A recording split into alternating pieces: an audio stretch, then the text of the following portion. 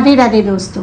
तो आज की जो रीडिंग है वो आप लोगों की फिर से एक डिमांडेड रीडिंग है। अंकित गुप्ता के करियर के बारे में जानना चाहते हैं आप लोग, जो कि एक एक्टर हैं और बिग बॉस में भी आ चुके हैं और प्रियंका चाहर चौधरी के साथ दोस्ती के लिए काफ़ी फेमस है।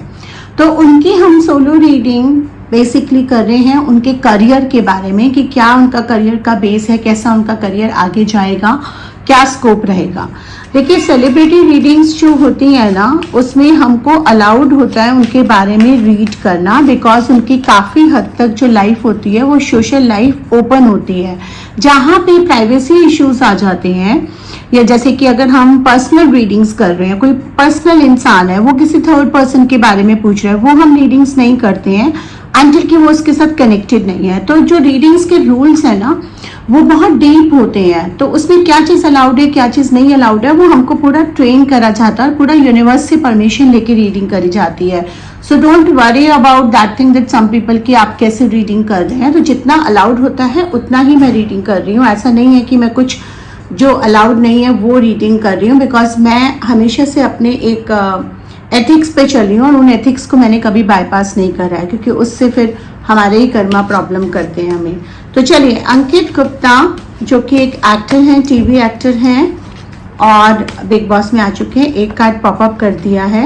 उनके करियर का रीडिंग हम निकाल रहे हैं और मैंने यहाँ पर 5 कार्ड्स उनके लिए निकाले हैं। तो देखते हैं, अंकित गुप्ता का जो पहला कार्ड आया जो पॉपअप कर रहा है वो एस ऑफ कॉइन का कार्ड आया, जो ये बताता है कि उनका करियर काफ़ी ब्राइट है, उनको आने वाले टाइम में काफ़ी अच्छे प्रोजेक्ट्स मिलने वाले हैं। और बाकी कार्ड्स को भी हम ओपन कर लेते हैं तो हमें थोड़ा सा उससे आइडिया होगा। व्हील ऑफ फॉर्च्यून का कार्ड आ रहा है, 2 ऑफ कप्स का कार्ड आ रहा है, फूल का कार्ड आ रहा है और एम्प्रेस का कार्ड आ रहा है। बहुत ही ब्यूटीफुल एंड बहुत ही अमेजिंग कार्ड्स आए हैं अंकित के।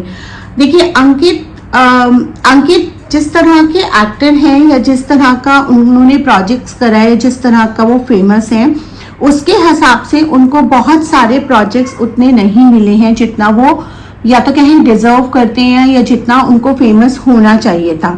कहीं ना कहीं वहाँ पे मुझे यहाँ पे कॉन्फ्लिक्ट ऑफ माइंड का कार्ड आ रहा है। वो कहीं ना कहीं वो खुद ही थोड़ा सा कॉन्फ्लिक्ट में रहते हैं कभी कभी प्रोजेक्ट्स को लेके, या ये कह सकते हैं कि एक कभी sometimes he has a laid back attitude कि चलो ठीक है, मिलेगा प्रोजेक्ट, मिल जाएगा, अभी ये चल रहा है, बाद में दूसरा देखेंगे।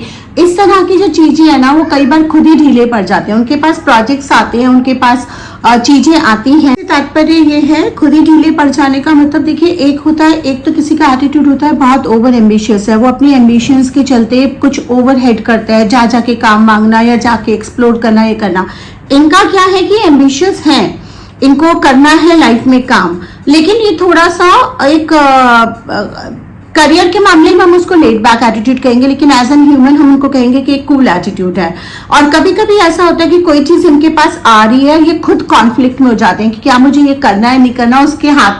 उसके चक्कर में उनके हाथ से शायद कुछ प्रोजेक्ट्स निकले भी हैं, जो कि मुझे यहाँ पे दिखा रहा है। तो इनका जो माइंड और दिल और माइंड का कॉन्फ्लिक्ट होता है ना, वो कभी कभी इनको प्रॉब्लम दे जाता है। बट लेकिन यहाँ पर व्हील ऑफ फॉर्च्यून, भाग्य इनका बहुत ज्यादा साथ देता है। मेहनती तो ये है ही, भाग्य बहुत ज्यादा साथ देता है। तो इनको पैसे की कमी कभी नहीं होगी, इनको कभी ऐसा नहीं होगा कि इनको बहुत लंबे टाइम तक खाली बैठना पड़ रहा है। थोड़ा बहुत टाइम तक अगर ये खाली है तो ये अपनी मर्जी से हैं, प्रोजेक्ट्स इनको मिल जाएंगे, छोटे या बड़े। बहुत ज्यादा स्कोप फिल्मों में या बहुत एक्स्ट्राऑर्डिनरी स्कोप मुझे इनका नहीं नजर आ रहा, मगर ये अपनी लाइफ में काफी संतुष्ट रहेंगे। He is a kind of a person who is very satisfied in his life.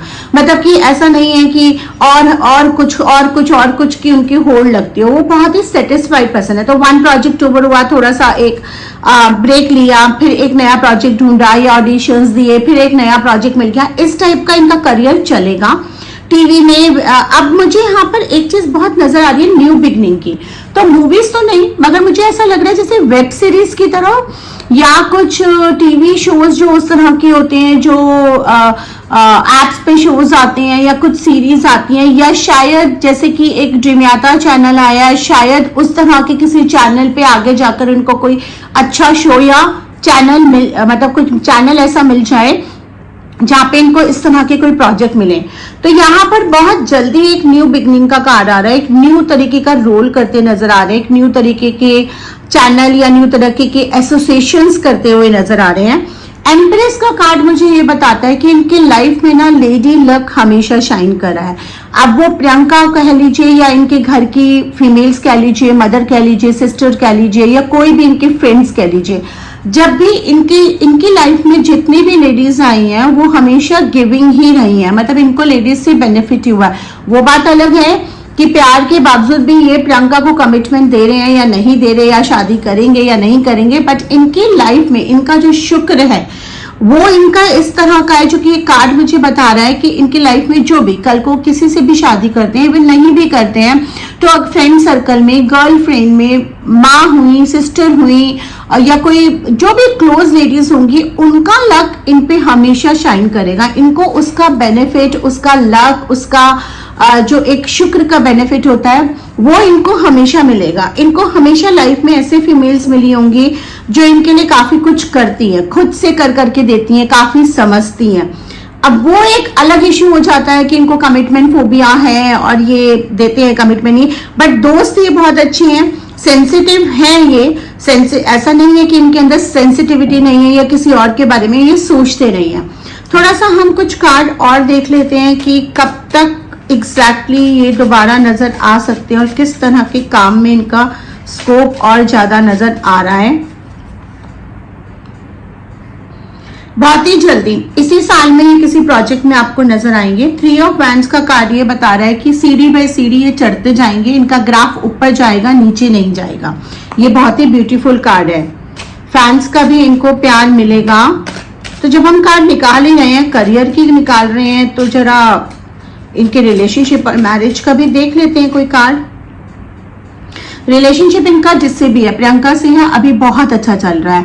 He is at a happy place. अगर हम जब अंकित की बात करें तो अब सिर्फ अंकित की बात करेंगे। He is at a happy place. ये अभी कमिटमेंट नहीं देना चाहते, अभी शादी नहीं करना चाहते हैं, and he has got such a female जो उनको समझती भी है, वो भी अपने करियर में बिजी है। तो अभी इनका रिलेशनशिप अच्छा चल रहा है। इनके हिसाब से इनको रिलेशनशिप में कोई इश्यू नहीं है। कमिटमेंट ये अभी भी नहीं देंगे, अभी शादी नहीं करेंगे, शादी में इनके टाइम है। अभी करियर में इनके आपको ग्रोथ नजर आएगी, काफी चीजों में, नई नई चीजों में नजर आएंगे। तो आई थिंक यही अंकित गुप्ता की रीडिंग थी और यही मुझे अभी नजर आ रहा था। आई होप आपको ये पसंद आई होगी। राधे राधे।